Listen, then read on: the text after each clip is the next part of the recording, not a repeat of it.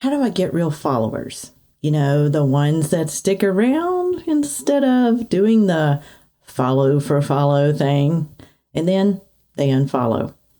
That is so annoying, right? In today's podcast, I'm pulling back the curtain to share a bit of my own Instagram strategy. I'm transparently showing how I use Instagram to connect with my target audience.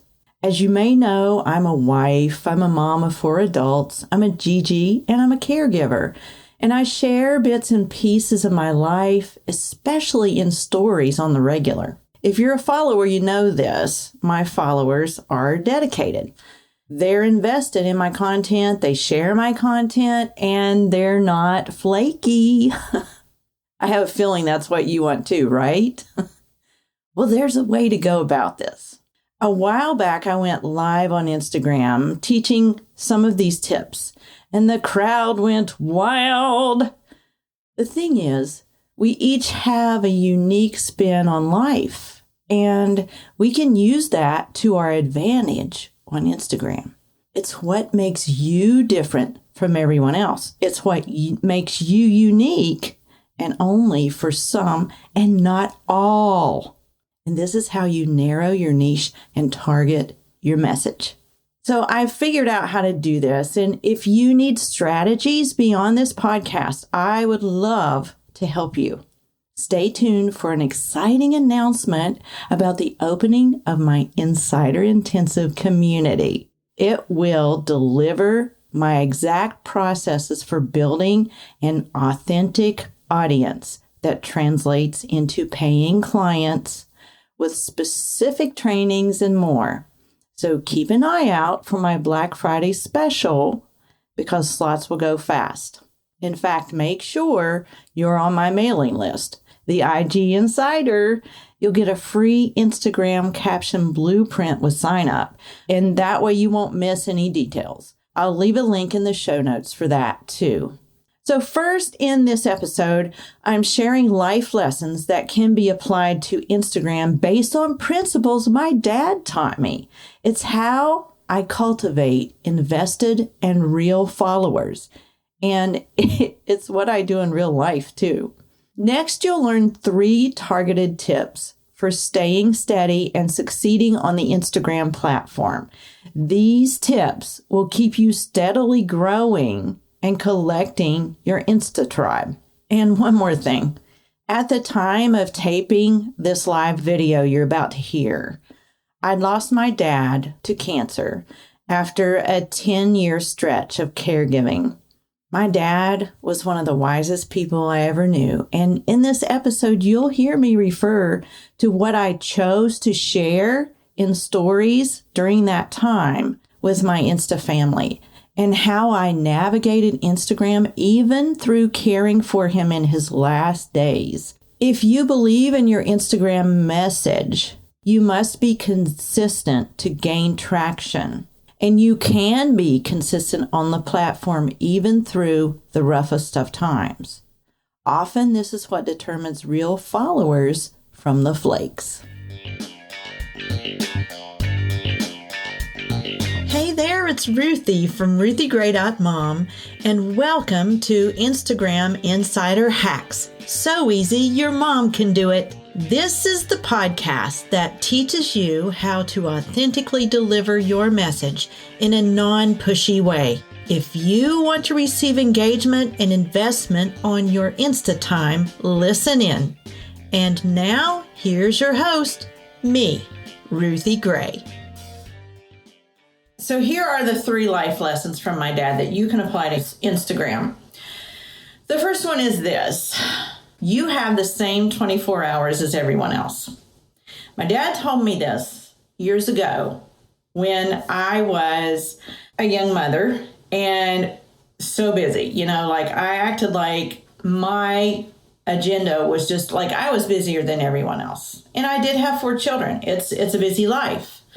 But you can have that attitude in any stage of your life. And so what he was trying to tell me is take it down a notch, receive humility, and realize you have the same 24 hours as everyone else. So use it wisely and be humble about it. Just do what you can and stop complaining about how much you have to do. The way that this applies to Instagram is everyone has to start somewhere on Instagram. You have the same 24 hours as everyone else. Don't compare yourself to someone else. Don't compare your beginning to someone else's middle. So you have to start somewhere. So start and be faithful and consistent, but don't worry about it if you're not as far along as someone else. Number one, you have the same 24 hours as everyone else. So use it wisely, stay in your lane, stay steady, and don't freak out. Don't be like trying to buy people or do follow for follows. Don't worry that you don't have the amount of followers that someone else does. Slow and steady wins the race. Stay in your lane. So that's number one. Number two, often words are not needed. So here's why I say this. My dad was a pastor, and several years ago, one of the people that he pastored before, he was a pastor at heart. So even after he was done pastoring, the people still looked at him as their old pastor, or he even shepherded people that he was just kind to them and would visit them and would go to funerals of people that he loved, and that he knew. And he was comforting a daughter who had just lost her father. And he walked over to her. And my dad, he only spoke when he had something to say. And he walked over to her and he sat down beside her and he just put his arm around her and just sat there with her. And that was all that was needed for her, was someone to put their arm around her. And the reason I say this for number two, for Instagram, because we have lots of words on Instagram, is that sometimes we don't have to say anything. We just need to put our arms around people and let them know that we love them.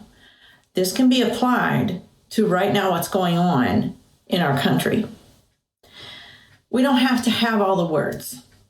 We can reach out privately to our brothers and sisters, send them encouraging messages, but even just tell them that we care and we're listening. And another way you can do this, and y'all know I have been a little bit quiet through this last week in my feed, especially not posting a lot because in honor of my dad, but I've kept up with stories, just sharing my life. Sometimes people just need to see the real us. They just need to know that we're there and words aren't necessary. We just need to share our lives and ourselves and be available. Number three, be present for whoever is in front of you at the moment. In other words, wherever you are, be all there. So this is especially important for Instagrammers because we're afraid, we have a lot of FOMO and we're afraid we're missing out and we should maybe post Monday, Wednesday, Friday at, noon. And if we're not on there all the time, or if we're not on stories all the time, or if we're not doing enough IGTVs or lives, we're missing out. But we still have people in front of us. We still have the real people that aren't in the phone. They're at home. So I'll give you an example of this. My dad was always present with whoever he was with. My dad was a pastor for years. He was a caregiver. He was a grandpa. He was a dad. He was a husband.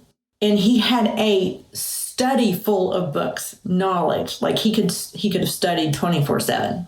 But the thing about it is, when he went over to my grandpas and grandmas to visit them and to check on them as a caregiver, he stood there for sometimes an hour, sometimes more, just listening to them, just letting them know he's there for them. If they needed anything, if they needed to talk, he just was present, not always talking, but present. And then I have so many pictures of my kids and him just sitting with them, holding them, playing with them, reading books to them. There's a picture of him in his porch swing beside my youngest, who was like a year and a half at the time, maybe 2. She had a little kid book and he had a little kid book, and they were both looking at them. And he just waited with the people who he was with. He just sat there and was present with them. And then, he played kick the can with my kids. Even when they were teenagers, they would call him and ask him to play with them. And we grew up right beside mom and dad, which was out in the country. So it was a real privilege. All of my kids, by the way, came home last week to say goodbye to my dad. We were all around his bed for several days together. They all went through their memory books that my mom had made for them and took so many pictures to share on their Instagram stories of their granddaddy. And, that's a legacy.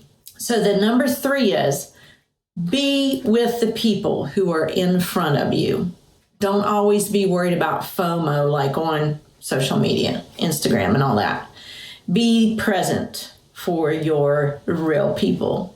That's important, especially for young moms who, your kids, I know they need lots of attention and lots of help, but they're only there for a short time. And my dad realized that, and he invested the time with my kids as a grandparent.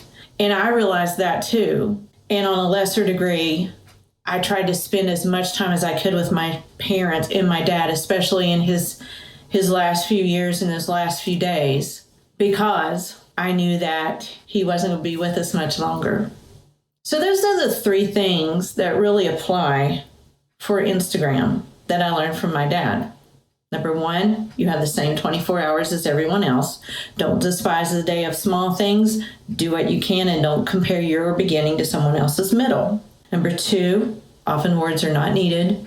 Sometimes you don't have to blast your opinion everywhere. Sometimes you just need to be present on Instagram. And then number 3, just be in the moment and don't let social media take precedence over what you're doing, real life. So social media should only be a teeny part of that. Then I have 3 more little takes, okay? So y'all know that I shared my dad's last weeks heavily on here. I shared in stories, and y'all knew that every day I was sharing where I was in this journey with my dad. Take this tip, okay? So I teach how to use Instagram. I teach Instagram tips. And you probably don't do that, but you teach something. You have some kind of a message. The importance of sharing the person behind the account is invaluable because people need to learn how to know, like, and trust you first.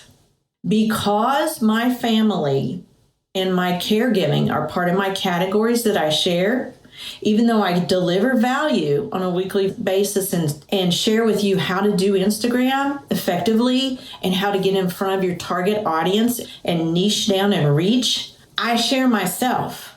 And that's what you need to do too. You need to figure out what you're going to share in stories and what you're not going to share. Don't share everything, but people know I'm a caregiver. I am in the empty nest season. And I am a caregiver. And because of that, people were glued to my stories through this whole journey of these last 2.5 months. And, you would think, well, someone who's teaching how to use Instagram or social media shouldn't be sharing their dad, on his deathbed or whatever. That was not the case. And I knew it wasn't the case. And that's why I teach y'all to share your lives with people in stories, especially. People were thanking me for taking them on this journey. I made them feel. They were feeling a little bit of what I was feeling as I was losing my dad and as I was constantly caring for him. They knew there's more to Ruthie's life than Instagram, but she's sharing how to do this with us. She's sharing how to let go of her dad and still how to share it through stories because we can relate. You guys can relate to this. It's going to happen sooner or later. So I've shared and tagged many people. I've taken screenshots of their Thank you for sharing this with us. Thank you for sharing your journey with us in stories. Thank you for taking us along. I shared so many pictures of my kids and myself holding hands with him in those last few days. And that meant so much to people. And you wouldn't think it would be a big deal, but it was. So use that takeaway to share yourself and your life in stories. Number 2, stop gathering so much info and rest in what you know. If you watch me, if you read through my posts, if you listen to my podcast, Instagram Insider Hacks, so easy your mom can do it, that's all you need right now. Just pick 1 to 3 people to follow to learn Instagram, and then just do that. Don't try to be everywhere. Don't try to learn everything. I'm telling you, from one who knows, from one who tried to do all the platforms and do everything and all the blog posts, you don't do yourself any favors if you're trying to be everywhere at once. And you're not doing your people that are right in front of you at home any favors either. Try to just do one thing well and listen to 1 to 3 people. Just narrow it down. If you have to cut me out, cut me out. I hope you don't. But if you're really trying to learn Instagram, then follow me. And I want to teach you how to how to grow your business on Instagram and to reach your target audience. There's any number of information out there that we can access, podcasts, courses, Facebook Lives, Instagram Lives. There's so much. But you've got to determine where you're going to draw the line, because learning has to stop sometime so that you can implement what you need to do. And if you're always learning and always gathering, information, then you're not going to, ever really put it to good use. So be sure to just narrow that down. Number 3, bloom where you're planted.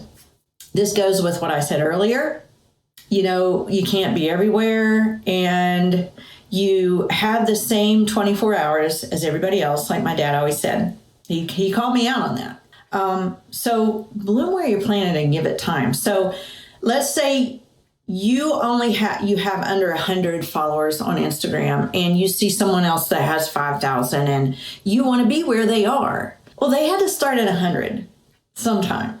So just take what you have and be faithful with that.